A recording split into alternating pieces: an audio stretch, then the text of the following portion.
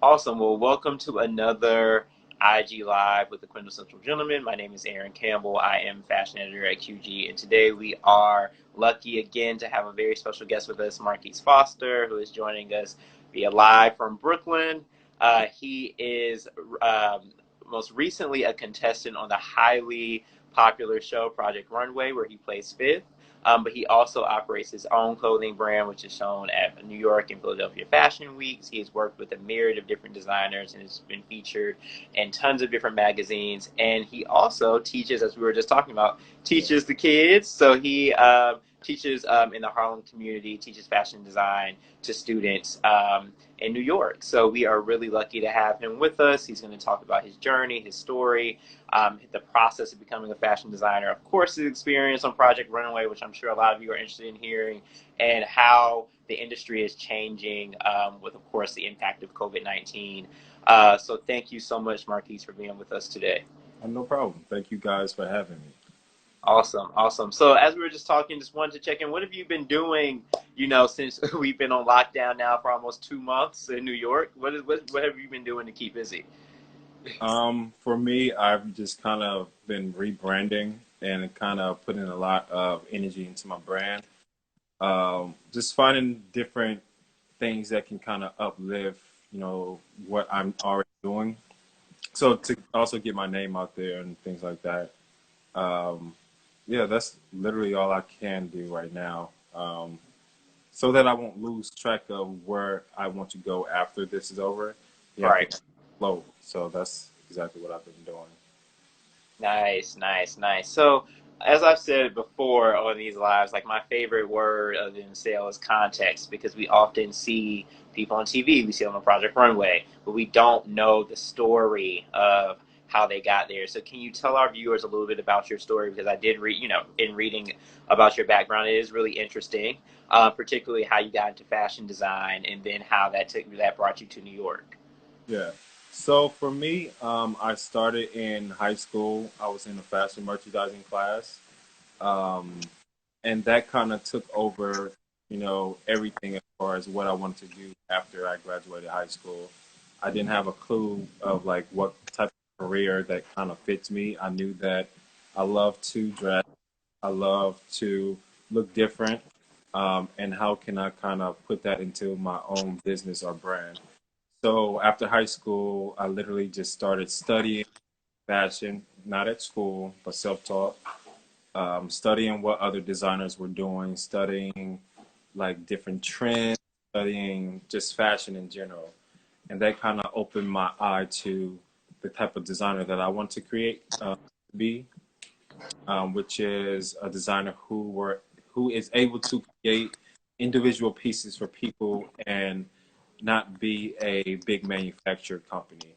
Hmm. Uh, you see a lot of times people, wearing the same things, and that I want to stay away from. So I want to make more customized pieces. So after finding out, about Dapper Dan and other designers who are, catering to customizing and only creating one-time pieces, that's kind of the direction that I wanted to go into. Um, so yeah, started to kind of just accumulate with different ideas, putting collections together and practicing, which is the best way to kind of, perfect your craft. Um, yeah, and that's how it all began. Nice, nice. And you mentioned the self-taught piece. I did read that when I was doing my research, and the fact that you were self-taught in regard to sewing and clothing construction. Can you talk about the process of teaching yourself how to create clothes? And, if you feel that is something that every designer should know how to do, because we know that a lot of designers are actually sketchers, so they sketch and then they send the clothes to be made by pattern makers, or they have people maybe in house to do that. So can you talk about that process, and what do you think, how do you think that's important? Yeah, so for me, the process is completely different. I do everything from scratch. Sometimes I do sketch, sometimes I don't. Um, but for me, the process of creating, visualizing something, and then bringing it to life, I had to find a different route, within learning different techniques to actually put specific things together. So I learned the best way that I could through YouTube, practicing, this technique here and then perfecting it. So that's the route that I chose as a designer. Doesn't mean that everybody has to choose that route. As you said, there are people who make sketches and take that to manufacturers to get things made, which doesn't mean that you're not a designer. It's just you're designing differently than others. But for me, the amount of resources and the lack of income, going to manufacture was out of the question because of the cost of one garment could be maybe $500 to make, and then you having to upsell that for even more, and that's not something to do. But then being a heavy burden on people's pockets. Uh, so yeah, it's different. Those are like two different main routes that you can take to be a fashion designer. So we talked a little bit about process in that question. I want to, we try to keep these conversations, particularly this time, as practical as possible because a lot of people are out there have the time to invest in passion projects, are reevaluating what's important to them in terms of where they see their lives going. And I know we probably have some viewers out there who are interested in going into fashion design. And so can you tell us, okay, you taught yourself how to sew, you taught yourself how to create clothing. How do you translate those skills, or how did you translate those skills from, teaching me I know how to sew to actual substantive work or roles in the fashion industry? What was that process like? It was mostly experimenting, being able to put myself out there as a fashion designer. That's the number one thing. Nobody's gonna know what you can do unless they can see your work. So putting myself out there as far as what I wanted to do or convey as a fashion designer. Who am I as a fashion designer? So I had to put that out there first before people can actually start to take me serious as a fashion designer. And it's not like it happened like within 1 year or 2 years. That's something that I had to, gear up for maybe 4 years of just being recognized as a fashion designer. Because when you're starting off first, no one's going to kind of believe that you are a fashion designer unless you are really putting in the work and showing them the things that you're creating. Yep. Uh, so that's like for me, being able to show my work was the biggest push of getting a lot of feedback of this is the direction you can go within your brand, this is your customers, and this is where you can see yourself in the future. If you're not doing a service to fashion, then you're just basically wanting to be in fashion just because. So I had to that mindset of why am I creating? Who am I creating for? Since I'm putting out all this, work, which was a lot of women's wear in the beginning. And for me, I love women's wear. It just wasn't hitting how I wanted it to hit, if that makes sense. Until I started to do more menswear, that's when I got a little more, recognition and notice for the designs that I was doing. So it's definitely about, putting yourself out there so that the world can kind of see what you can do. Got it. No, that makes sense. And I know that you worked with some designers before starting your own brand. So was it what types of roles did you have with them, and how did you again get into that door of, having them, say, "Hey, yeah, we want you to come work with us in some Yeah. capacity." So mainly the designers that I worked with, and for were local designers, just interning to kind of get a better idea of what fashion design is all about. But the first designer that I interned for, Ty Scott, taught me a lot of different things. He's also a designer in Brooklyn. Taught me a lot of different things about how to put together a collection. He's also self-taught. How to put your design aesthetic to the forefront so that people can see you. How to put together a photo shoot. How to do all these things and components to kind of push your brand to where you want it to be. And how do you translate that teaching to actually teaching your students, Mm-hmm. because you are a teacher, Right. in Harlem? So it's basically just giving them the knowledge of everything that I went through, of, step by step, play up by play of how I, started my brand, made my brand get, you know, recognized through this outlet, or this outlet, and just giving things a try. I do have a few students who want to be a designer, students who want to be stylists. So I always encourage them, if they want to do just that, they have to put their work to the forefront so that people can see what they are doing. I have a few students who have hoodie lines, t-shirt lines. So that's them putting their craft out there so people can kind of take them serious. Um, and it's just basically following the footsteps that, I went by, just teaching them the same things. Most of my students are Black teens. So, seeing somebody who's done it kind of give them the motivation to do it as well. Nice.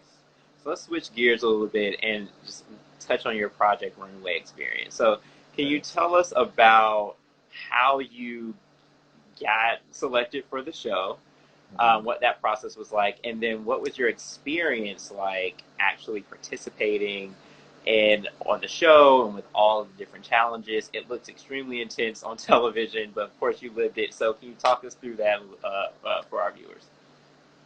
So in the beginning, which was last year, um, Project Runway reached out to me about wanting to do an interview, um, which for me, I was just like, okay, this is something new. Give it a try. I applied in 2012, didn't make it, but I guess, some names come up in rotation again, I guess, and then them re-scouting me, sending me a, invite for a interview. Went on the interview.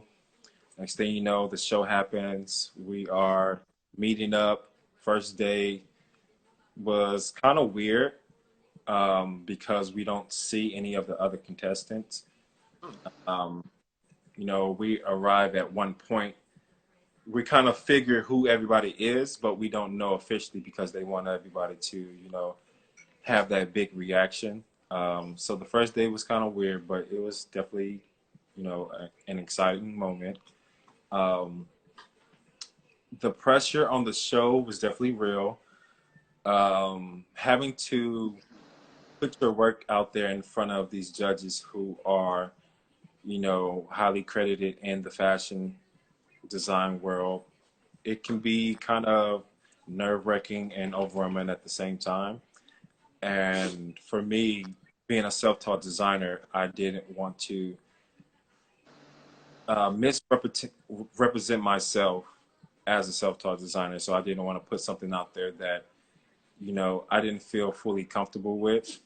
And each challenge was something different that I had to kind of put my own spin on it. So it was definitely a, stressful but learning experience, I would say. nice. And what were there any judges that you were particularly, I guess, you wanted to impress more, or that you found to be particularly, harder on the contestants? What was that? What was that like? You said contestant or judge? Any judges that you found were particularly like harder to impress, or that you wanted to impress more than maybe the others? That would definitely be for me, Nina. She's been there the longest. So impressing, L's editor in chief, that could, mean a lot. You can be in her magazine one day, you can work for her one day or something, or even dressing her one day. So for me, impressing Nina each week, even if it was I'm in the bottom and then getting a good critique from her, that was still fulfilling for me. So it definitely was, you know, pleasing Nina was definitely the key for me. Nice. And were there any challenges that you distinctly remember as either like extremely difficult, or where you felt like, you weren't going to make it in time, or that just stick out to you in terms of your experience? Definitely the Goodwill challenge. When we had to upcycle something from the Goodwill, being that I'm self-taught, some things I don't know fully just yet. And even though I knew what I should have done, I didn't within the time constraint. You know, one day to kind of turn this garment into something else um, adds a lot more pressure on you than you may think it is, especially when it's designed for Carly. She's so tall, so you have to make sure that you have the right proportions, the right lengths, and all that good stuff. So yeah, that's the one challenge I would say that for me was just like I don't know if I'm gonna make it, but I pushed through. Nice. So, Project Runway, you placed fifth, correct? Yeah, fifth. Me and Brittany was about basically tied fifth. And so, what has the impact been on your career coming out of that? It's been good so far. I mean, a lot of things I foreseen happening didn't happen just yet because of everything that's going on.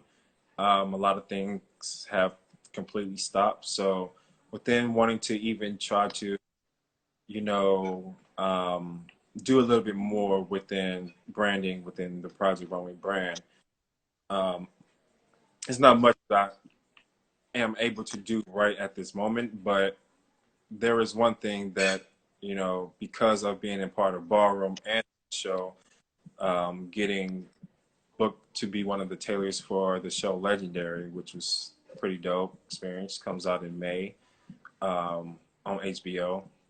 So that was something I would say that kind of came out of me being on the show. Yeah. Can you talk a little bit? I know with Pose and a lot of other shows, like the ballroom culture has become more mainstream. But can you talk a little bit more about that and kind of how long you worked in the ballroom space and how that's impacted your career? Yeah, so I've been in ballroom for about 11 years now, I would say. For me, ballroom has given me a outlet trying to push myself creative, to kind of imagine different things, and push myself. There's a lot of people in ballroom who are also, able to push the creativity out of me.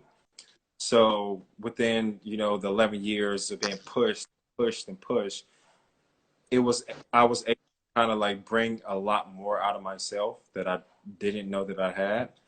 Um, and that's kind of what ballroom is about. It gives you that, momentum and that, passion and drive to do something, and you're getting cheered and all of this by your peers. So for me, ballroom was like a staple of me being able to show who I am as a designer within designing costumes or clothes for other people or whatever the case may be. It was like a practice playing field for me. I can go to ballroom first with the fashion design, get feedback, and then be able to put it into the real world and get even more feedback. Um, yeah, and it is definitely something that has helped me along the way, I would say. Nice. Not to put you on the spot, but I know we've been in lockdown a bit. I assume that you've done some work on some pieces or you worked on a collection. Is there anything that you're working on that you could show us or that you can talk us through? Um, I have one little shirt which is behind me that I was doing. It's kind of like a kimono style shirt in a way. Nice. Um, this thing right here, it's Oh, unisex, has a little snap, but it's kind of pretty. It's pretty cool, I would say. nice. You Something said for it, and it's unisex? yeah, something for the summer, since if we get a summer, but something for the summer is pretty light. It's pretty oversized. That's pretty dope. Nice. Do you have like an average amount of time that it takes you to make a piece? Um, I don't. It varies. Um, if my focus and everything is spot on, I'm able to complete, say, a shirt or something in an hour. If it's like a jacket or something, I can do it in, maybe 7 hours. Just depends on what all I have going on in the day, to be honest. Nice. Well, let's switch gears a little bit and talk about fashion industry more broadly. So, one thing I noticed before kind of COVID hit in this last fashion month is that there just seemed to be an ever increasing amount of designers and brands showing at Fashion Week, particularly New York Fashion Week. How have you worked to distinguish your brand amongst all of the other brands and designers out there? And what advice would you give newer designers that are maybe struggling or would need help distinguishing themselves, excuse me, in the space? So for me, it's all about your identity as a designer. So I wanted to make sure that I put things that I love into my designs. Um, Sometimes it's hard to find that you just falling in love with it. So for me, I wanted to make sure that I can cut to my customers as far as, this person is going to want to have this piece and to make something accessible for um, a guy or a girl. That is, you know, something that I see fashion is kind of gearing up towards. But then including more unisex vibes. And for me, I wanted to make sure that I do that, especially being in the ballroom community where I see all types of different genders and, they love my work, but wish it was more this or that. So I wanted to make sure that everybody's included in the design process is something that I wanted to do to make sure that Marquise Foster brand stands out. And for up and coming designers, I would say to kind of live in the moment of what you're designing. So if you are a designer who loves to design gowns, turn up the gowns, a little bit more, make something that, you know, people may have never seen before, but still sticking to who you are and just giving things a try because being a basic, one-minded designer may not get you where you want to be, but if you are willing to try something new, it can kind of open a lot more doors than you think.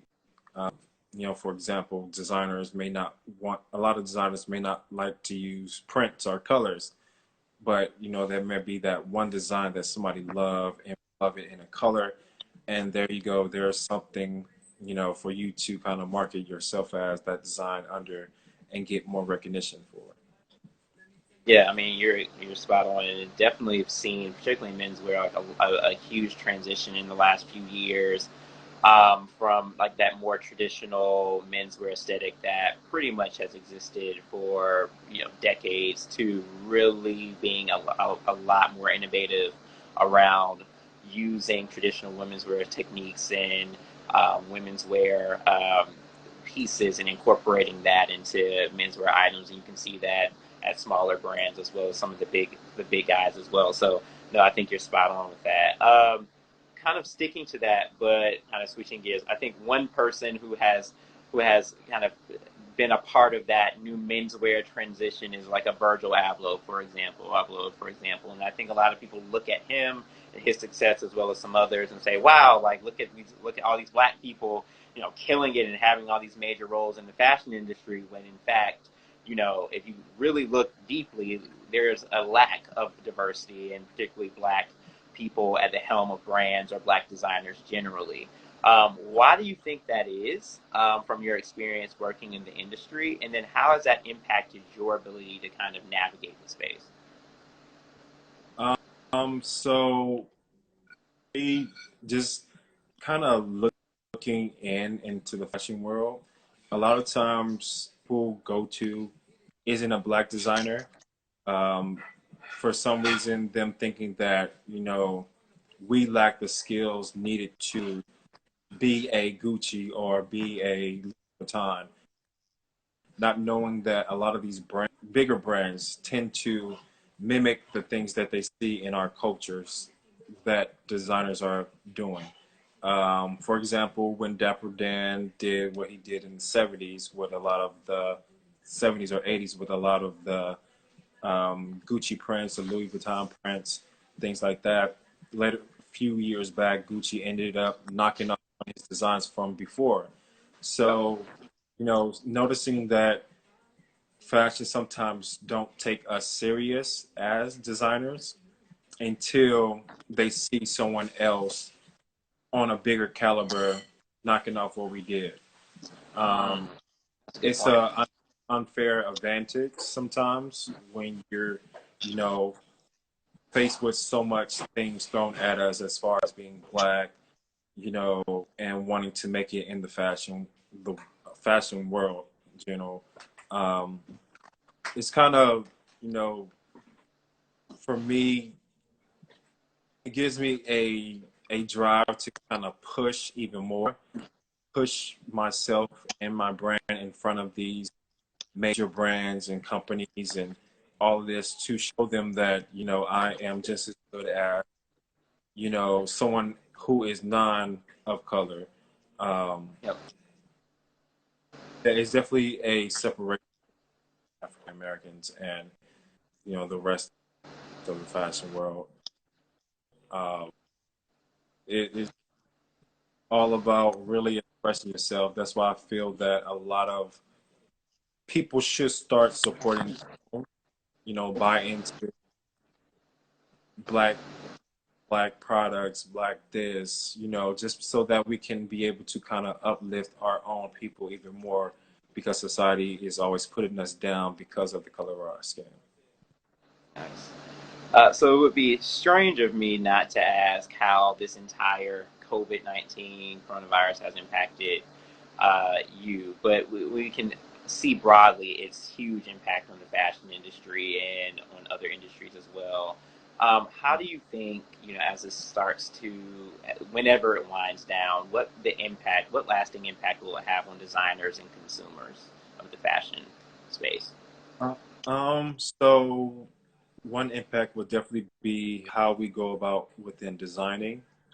Even for me right now, I'm on a halt because I don't I'm not able to get fabrics to be able to create these new ideas that I have in my head. Everything is closed. But once everything back open, I feel that designers are going to start thinking more safety measures as far as, keeping the hands secure, keeping, face covers and things like that. Because again, this may come around, 2 months, 3 months from now. We don't know. But being prepared as far as being able to walk out the house and being fully covered or whatever the case may be is, I think designers are now going to start thinking of, more creative ways to kind of, you know, incorporate into a shirt or a hoodie, whatever the case may be, or even matching gloves, all of that good stuff. Under now, who's doing matching gloves, matching masks, um, just so that going with the times of what we're experiencing. Nice, nice, and that is sure going to be a huge market in the months to come. So Yeah. definitely one to tap into. So I always like to kind of wrap up interviews with a series of rapid fire questions, real quick. First things Okay. that come to your mind. It's real fun. So let me know when you're ready, and we can get started. Okay, I'm ready. So Great. let's get Okay. it. Perfect. Who has been your favorite person to dress so far in your career? My favorite person to dress right now will be my friend India Moore. Just her. She's from Pose. She's pretty cool. Like really dope spirit, really dope person to talk to. Um, yeah, I haven't really dressed too many big people just yet. But off the top of my head, that would be my best person so far. Nice. And speaking of that, who would be your dream client to work with that you have not worked with? My dream client would be Janelle Monae. Oh, Uh, I definitely feel that she has the whole Marquise Foster vibe, yeah. meaning, love this and that. My light keep going out. Um, yeah, Janelle Monae. Nice. Yeah, we love Janelle. Um, kind of sticking to the celebrity questions. What celebrity do you think could use a new stylist, or an upgrade in their wardrobe? Um, I really don't know, to be honest. I feel that. each celebrity has their own specific style, and it's a stylist's job to kind of make that person stand out. And for me, I haven't seen like really too many bad looks. I feel that, as an artist, you want to always stand out amongst any crowd, whether it's, wearing something super chic or wearing something really oversized. It's really about being that walk of art, I would say, because you are an artist. So yeah, I really say on that one. That's the safe answer. So you know there has to be one celebrity where you're like, they ain't never looking good. I really don't know. So to be real, I sometimes I try not to follow as much people because I don't want to then emulate a lot of my designs based off of what I see them doing. So yeah, I kind of try to stay out the mix a little bit. Okay. What brand do you think is the most innovative in fashion right now and why? Um, let's see. I would definitely say um, that's a good one. Um, I would definitely say right now, with a lot of the trends going on, definitely would be Gucci. They're doing a lot of streetwear, which is something more comfortable than a lot of luxury brands are continuing to do. And within with the times and the trends of what people want, streetwear, layback wear, lounge wear, all of that is what people are kind of gearing towards. So right now, I think that Gucci is definitely leading the trend with that whole, vibe. Nice. What designer has served as the biggest influence on you in your career? That definitely would be Karl Lagerfeld. Everything about how he is as a designer when he was alive, running Chanel, running, his own brand, Karl Lagerfeld, and coming out each year with almost 16 collections. Uh, to me, that is, you know, showing who he is as a designer, how dedicated he is to the fashion industry. Yep. Being able to create collection after collection after collection after collection for me was inspiring. I wanted to do just that. And also, he does photography. Being able to shoot his own garments is something that I want to do as well. Learn how to, use a camera to be able to shoot things. So yeah, it definitely is Karl Lagerfeld, my biggest designer influences. Yeah, Carl definitely was a genius, and to be able to push out that number of collections into your 80s is crazy to me. So yeah, that's I definitely agree with you on that. The Met Gala was supposed to happen on Monday. Obviously, with everything going on, was canceled. What Yeah. theme or year do you remember as being your favorite? And from that year, who was the star that stood out the most with their outfit? So I definitely love heavily bodies. In the 18, and for Yep. me, Rihanna, she killed it. Wearing the Margiela.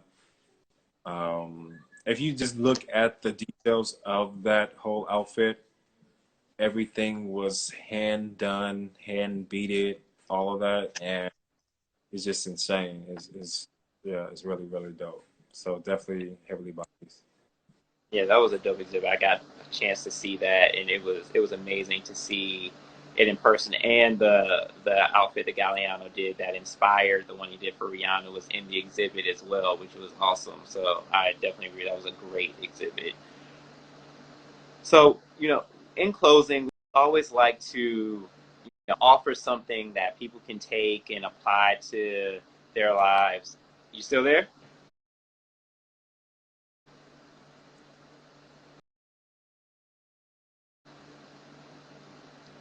Oh no. Had a bit of a technical difficulty. Sorry, y'all.